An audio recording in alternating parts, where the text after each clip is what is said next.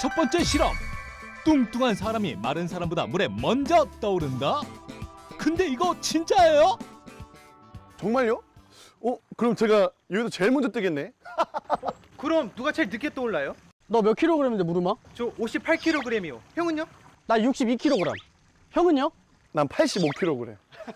형 100kg시잖아요. 무슨 100kg야. 형 튜브 낀 거 아니에요? 튜브 안 꼈어. 형 근데 이상한 게 하나 있어요. 뭐가? 아니 물속에 무거운 벽돌하고 가벼운 빈병을 동시에 떨어뜨리면 당연히 벽돌은 가라앉고 빈병이 뜨잖아요. 그렇지. 아이 거짓말이네. 그런가? 그럼 우리가 실험을 한번 해보면 되지. 물에 몸을 맡기면 어떻게 된다고 했죠? 맞습니다. 물에 둥둥 뜨게 됩니다. 근데 왜 뜨냐고요? 그 정답은 우리 몸속에 있죠. 후 하고 몸속에 있던 공기를 최대한 내쉴 때에는 폐속에 약 1000cc의 공기가 남고, 반대로 숨을 들이마실 땐 약 5000cc의 공기를 저장하게 됩니다. 이때 폐속의 공기의 양이 많으면 많을수록 몸의 밀도가 작아져 위로 잘 떠오르게 되는데요. 공기를 들이마시고 내쉬고를 조절하면 폐속의 공기의 양이 변하면서 물에 뜨거나 가라앉을 수 있게 됩니다. 깃털처럼 가벼운 박 PD. 이건 살이 아니에요. 다 제 덕이죠. 덕으로 뭉친 남자 지 PD. 홀쭉이와 통통이 입수.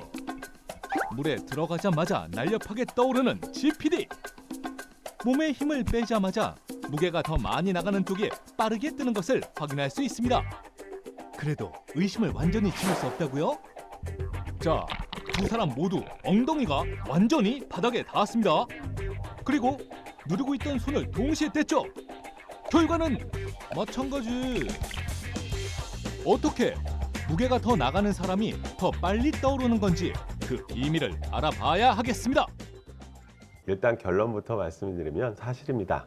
부피가 크면 클수록 그만큼 물이 물체를 위로 밀어 올리는 힘이 커져서, 즉 부력이 커져서 잘 뜰 수가 있고요. 또 한 가지는 밀도입니다. 일반적으로 사람의 몸을 구성하는 모든 장기나 뼈의 밀도는 대부분 물보다 큽니다. 하지만 지방은 유독 물보다 밀도가 작죠. 그런데 몸이 큰 사람들은 몸이 작은 사람에 비해서 지방의 양이 굉장히 많습니다. 몸이 큰 분들이 지방의 양이 많아서 밀도가 작게 되죠. 결국은 부피도 크고 밀도도 작기 때문에 물속에서 덩치가 큰 분이 조금이라도 먼저 떠오르게 됩니다. 유레카!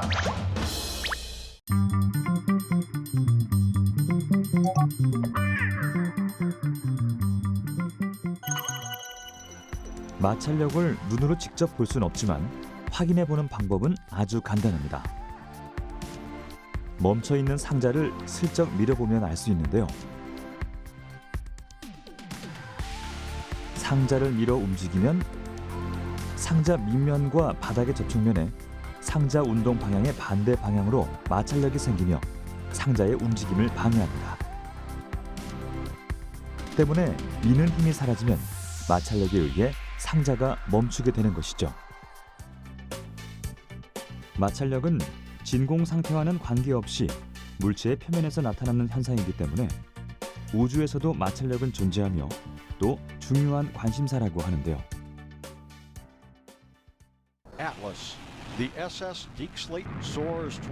지상에서 발사된 로켓은 지구 중력을 벗어나 우주 공간으로 도착해 궤도를 선회하며 임무를 수행합니다. 그리고 일정 기간 후 다시 지구로 복귀하게 되는데요. 지구 대기권에 재진입하는 순간 외부 온도가 수천 도를 넘어 화염에 휩싸이는 과정을 겪게 됩니다. 바로 대기층과의 마찰 때문인데요.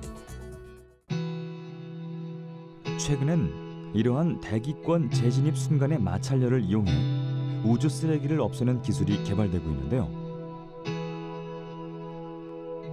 우주 쓰레기는 버려진 인공위성이나 로켓 몸체, 우주 비행사가 작업하다 놓친 공구가지를 포함해 현재 약 6,500톤 정도가 지구 주위를 떠돌고 있다고 합니다. 이런 우주 쓰레기를 처리하기 위한 청소 위성이 쓰레기를 붙잡고 고도를 낮춰 지구 대기권에 들어오면 마찰열에 의해 자연적으로 불타 없어지는 과정으로 우주 쓰레기를 제거하는 기술이라고 하는데요. 이를 통해 우주 쓰레기의 지구 추락으로 발생할 수 있는 사고의 위험을 막을 수 있는 것이죠. 광활한 우주의 영역에서까지 마찰력은 큰 역할을 할 수 있네요.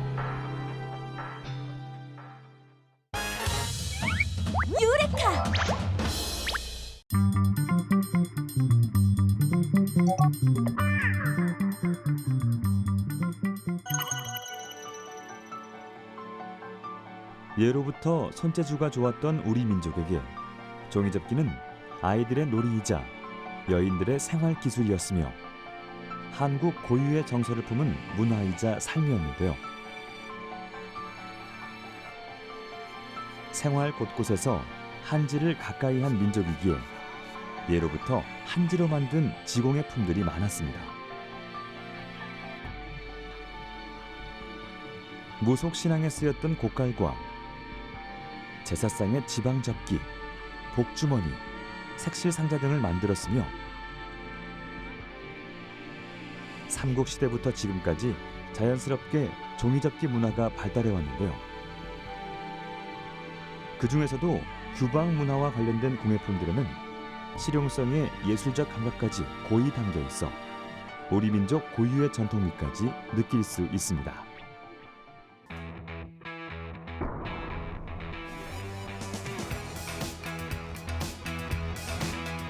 최소한의 부피로 접혀있다 찰나의 시간에 꼬임없이 골고루 부풀어야 하는 에어백의 제작 원리에도 종이접기 기술이 핵심입니다. 또 일반 버스 2대를 이은 굴절 버스의 연결 부분도 주름 접기 기술이 적용된 것인데요. 자유롭게 줄었다 펴졌다 하면서 안전한 곡선 주행을 가능케 합니다. 이렇게 차체 내 공간을 자유롭게 활용할 수 있도록 자동차 좌석을 접는 일같이 익숙하고 기본적인 폴딩 기술에서 평소엔 크기와 부피가 큰 자전거나 텐트 같은 용품들도 사용하고 난 후에는 작게 접어 휴대성을 높일 수 있는데요. 이러한 편리함도 접기 기술이 적용됐기 때문에 가능한 것입니다. 이러한 접기의 유용함은 조형예술 놀이문화뿐만 아니라 종이접기학이라고 할 수 있을 만큼 과학의 한 분야로 발전하고 있는데요. 그 중에서도 종이접기 과정 속에 담긴 수학의 원리를 연구하는 학문은 수학, 물리학 등의 공학 분야 박사들을 중심으로 발전하며 종이접기 속의 수학적 질서와 기하학적 개념이 다양한 분야에서 활용되고 있습니다. 그만큼 종이접기는 과학자들에게 매력적인 연구 주제인데요. 그 중에서도 미국의 물리학자 로버트 랭은 종이접기에 수학과 공학 이론을 적용해 학문으로 풀어낸 종이접기 과학의 선구자로 불립니다. 그의 과학적인 종이접기 기술은 종이 한 장으로 접었다고 믿기 어려울 만큼 실제와 똑같은 모습의 작품들을 탄생시키며 수학과 만나 한계를 넘어선 종이접기의 놀라운 모습을 보여주죠. 유레카!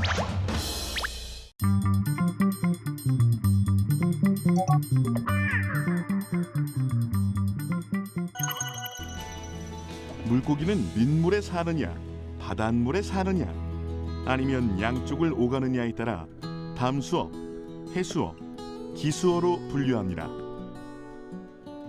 담수어와 해수어는 물의 특성에 따라 몸의 조직이 다릅니다. 삼투압에 의해 서식지의 물이 몸속으로 흡수됐다 빠져나가는 방식이 달라지는데요. 삼투 현상이란 반투과성 막을 사이에 두고 농도가 서로 다른 용액이 존재할 경우 농도가 더 묽은 쪽에서 진한 쪽으로 물이 이동하는 현상을 말하며 이때 반투과성막에 걸리는 압력을 삼투압이라고 하죠. 해수어의 경우 높은 염도의 바닷물이 체내에 침투한다면 세포 내의 삼투 현상에 의해 수분이 밖으로 빠져나가 자칫 탈수로 인해 죽을 수도 있는 상황. 해수어들의 아가미에는 염분 배출 세포라는 것이 있어 마신 바닷물 속에서 염류만 골라서 아가미의 염분 배출 세포로 뱉어낼 수 있고요. 미처 걸러지지 못해 혈액에 쌓인 염분은 위장에서 또 한 번 배출하여 체액의 항상성을 유지한다고 합니다. 이와 반대로 담수어는 오히려 체내의 염분 농도가 물보다 높아져 다량의 수분이 세포에 침투할 시 몸이 불어 터질 수도 있기 때문에 물이 몸 안에 다량 흡수되는 것을 막아야 하는 상황입니다. 물을 소량만 마신 후 그 속에 산소와 염분만 흡수하고 나머지는 소변으로 배출하여 체액의 농도를 유지하죠. 이러한 삼투압 조절에 의해 담수어의 소변은 묽고 그 양이 많으며 해수어는 소량의 진한 소변을 배설하는 특징이 있고요. 해수와 담수를 오가는 기수어는 물의 염도에 따라 묽은 소변을 다량 배출하기도 하고 아가미를 통해 염류를 배출하기도 하면서 환경에 따라 삼투압을 바꾼다고 합니다.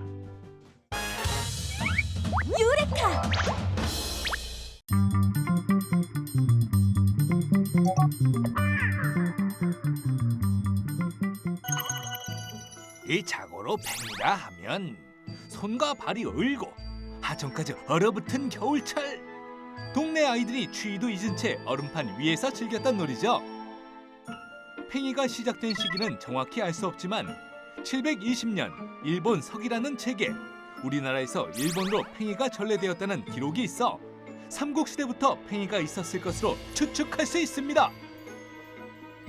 전통 팽이는 튼튼한 나무를 원뿔 모양으로 깎아 만드는데 모양이나 놀이 방법에 따라 말팽이, 줄팽이, 장구팽이 등으로 구분하죠.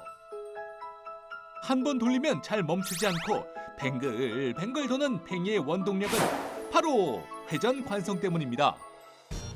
관성이란 정지한 물체는 계속 정지하려 하고 움직이는 물체는 계속 움직이려는 현상을 말하는데요. 회전축을 중심으로 회전하고 있는 물체가 그 운동을 지속하려는 성질을 회전 관성이라고 합니다.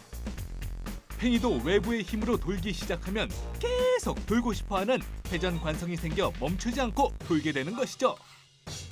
하지만 팽이의 회전을 못마땅하게 여기는 방해꾼이 있습니다. 물체의 움직임을 저지하는 공기의 힘인 공기 저항력이 팽이의 회전 속력을 늦추며 팽이는 회전 관성을 잃고 이내 운동 에너지도 잃어 힘없이 픽 쓰러지게 되죠. 하지만 하늘이 가는 곳에 실이 있듯 팽이에게도 환상의 짝꿍이 있습니다. 바로 팽이채입니다. 회전 관성을 잃어 쓰러져가는 팽이를 팽이채로 때리면 줄이 순간적으로 팽이를 감았다 풀며 회전력이 생기고 그 힘으로 다 쓰러져가던 팽이가 다시 벌떡 일어나는 기적 같은 일이 일어나죠. 팽이는 회전축을 중심으로 뱅그르르 돌다 공기 저항력에 의해 회전 속도가 점점 줄어들죠. 이때 팽이는 바로 멈추지 않고 세차 운동이라는 것을 하게 됩니다. 세차 운동이란 회전을 하는 물체가 축을 중심으로 돌지 않고 팽이의 회전축 전체가 또 다른 축의 둘레를 회전하는 현상을 말하는데요. 팽이의 축이 회전을 멈추면서 곧게 서 있지 못하고 기우는 찰나 중력은 때를 놓치지 않고 팽이를 넘어뜨리기 위해 끊임없이 잡아당기게 되죠.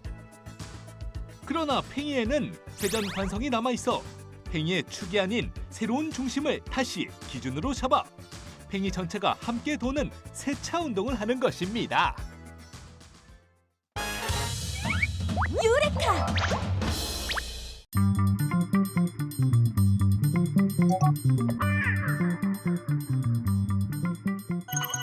북쪽을 뜻하는 노스, 남쪽을 뜻하는 사우스에 각 앞글자를 따서 N극과 S극으로 나눠진 자석은 서로 다른 극끼리 만날 때는 잡아당기는 인력이, 같은 극끼리 만나면 서로를 밀어내는 청력이 발생하게 됩니다.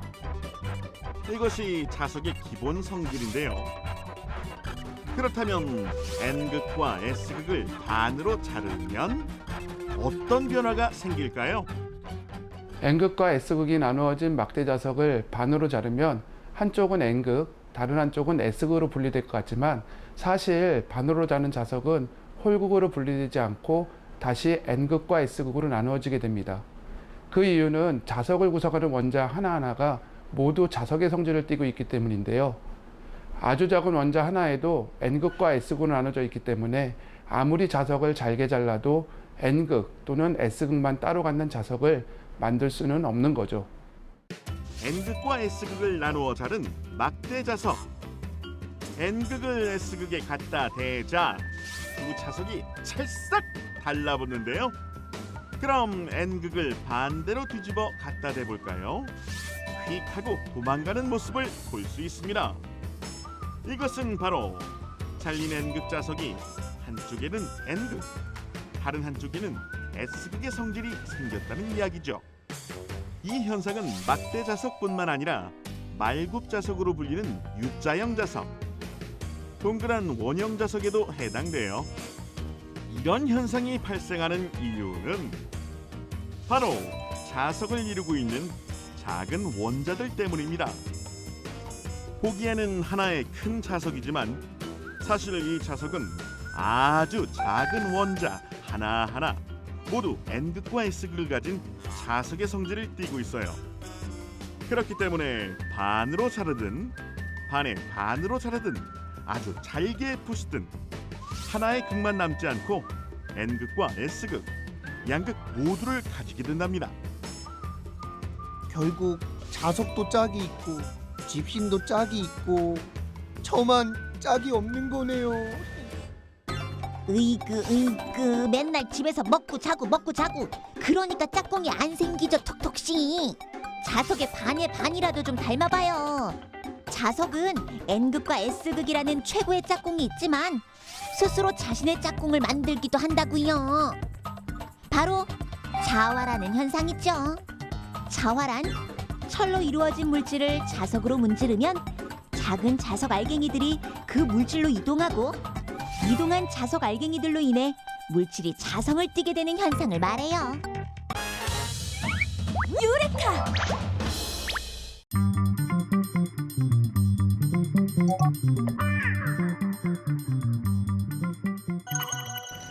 우리에게 가장 익숙한 중장비 굴삭기입니다. 국내에서 처음 사용되었던 이름인 포클레인으로 더 잘 알려져 있는데요. 땅을 파거나 산을 깎거나 흙과 암석 등을 퍼담는 작업을 담당하죠.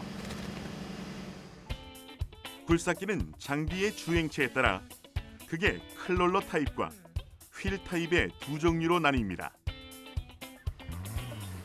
자동차처럼 바퀴가 달려 도로 위를 주행할 수 있는 것이 휠 타입. 반면 크롤러 타입은 산이나 광산 등 험한 지역에서도 이동이 가능한 무한 궤도식을 취하고 있죠.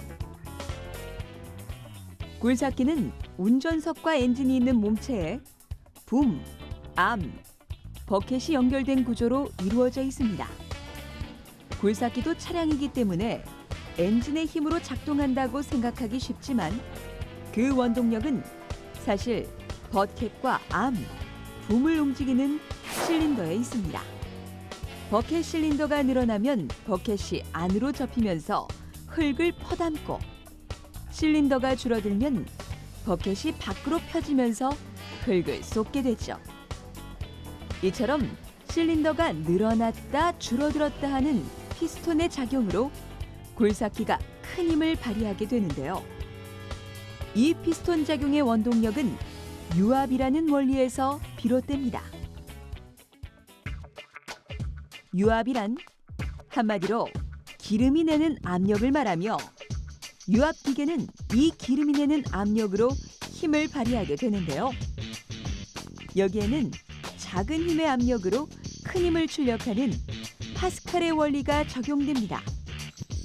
이 원리는 1653년 프랑스의 수학자 겸 과학자였던 파스칼이 정리한 개념으로 밀폐된 공간에 담긴 액체에 작용하는 압력은 어느 점에서 발생하든 360도 전 방향으로 똑같은 크기의 압력이 전달된다는 이론이죠. 이를 유압기계에 적용하면 기름통의 기름에 발생한 압력이 실린더의 기름에 전달되어 큰 힘을 내는 것입니다. 펌프가 보낸 유압이 엔진, 유압 범퍼, 컨트롤 밸브를 거쳐 최종적으로 버켓, 암, 붐 실린더로 전달되어 굴삭기가 힘을 갖게 되는 것이죠. 실린더의 피스톤 작용은 주사기의 원리로 쉽게 이해할 수 있는데요. 주사기를 천천히 밀면 액체의 분사력이 낮아지고 강하고 빠르게 밀면 그만큼 더 많은 양의 물이 빠르게 분사되는 것과 같습니다. 유레카!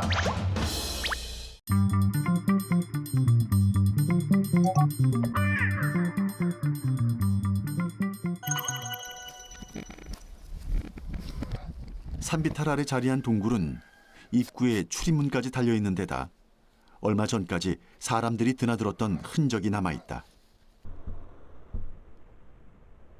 그 주변으론 벌목한 나무들도 여기저기 흩어져 있다.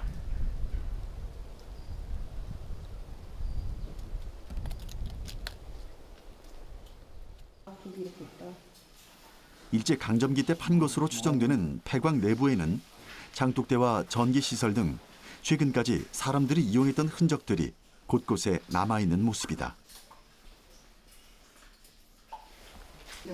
성인 남성의 키보다 훨씬 낮은 동굴 내부는 안으로 들어갈수록 점점 더 좁아지는 구조다. 금세 카메라를 뒤덮은 뿌연 습기. 겨울임에도 따뜻한 폐광 안은 송골송골 물기가 맺혀 있을 정도로 촉촉하고 포근했다. 적어도 습도가 80% 가까운 높은 그 동굴을 갖다가 붉은 박쥐가 선호한다고 돼 있는데 그 이후에 이제 붉은 박쥐의 경우 그 겨울에 잠을 자면서 피부가 건조해지면 그 피부가 건조해진 만큼 피부가 약해서 막이 찢어지는 경우가 있거든요. 그래서 이 동굴들이 습도가 높은 동굴들이 대부분 붉은 박쥐가 많이 서식하고 있습니다. 그리고 드디어 깊은 폐광 안쪽에서 동면하고 있는 붉은 박쥐 무리를 발견할 수 있었다. 붉은 박쥐는 세계적인 희귀종으로 1급 멸종위기 야생 생물이다. 붉은 박쥐는 우리나라의 약 23종의 박쥐들 가운데 가장 따뜻한 그런 기후대를 온도를 선호하는 그런 약간의 남방계 박쥐입니다. 붉은 박쥐는 국내에선 1999년 전남 한평 고봉산 동굴에서 처음으로 발견돼 2005년 천연기념물로 지정됐다. 전체적으로 붉은색을 띠는 몸통에 귓바퀴와 발가락은 검은색이다. 불빛을 비추면 황금색을 띈다고 해 황금박쥐라고도 불린다. 외부에 찬 공기가 들어가지 않게 입구를 막는 출입문이 폐광 내부의 온도와 습도를 유지시켜주면서 붉은 박쥐들이 서식하기에 좋은 조건을 갖추게 된 폐광.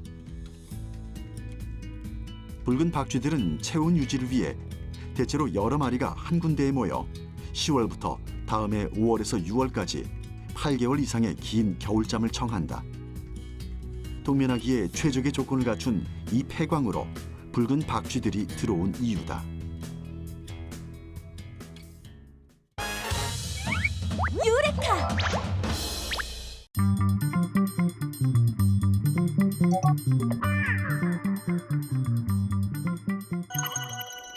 Ariel, listen to me. The human world, it's a mess. Under the sea. 다양한 해양 생물을 만날 수 있는 작은 바닷속 세상입니다. 제작진을 격렬하게 맞이하는 녀석들. 화려한 열대어들 사이 강렬한 모습으로 등장하는 한 마리의 물고기가 눈에 띄는데요. 난 바다의 나폴레옹이라고 해. 농어목 놀래기과에 속하는 어류 중 가장 큰 종의 물고기인 나폴레옹 피쉬는 복처럼 톡 튀어나온 머리 모양이 인상적인데요. 나폴레옹 피쉬는 큰 덩치에 비해 성격은 온순한 편이며 무려 50년의 수명을 가지고 있고요. 무엇보다 큰 특징은 성장하면서 성별을 전환한다는 건데요. 9살을 기준으로 이전에는 암컷, 이후에는 수컷으로 살아간다고 합니다. 현재는 멸종위기종으로 지정되어 어획과 거래가 금지된 상태이죠.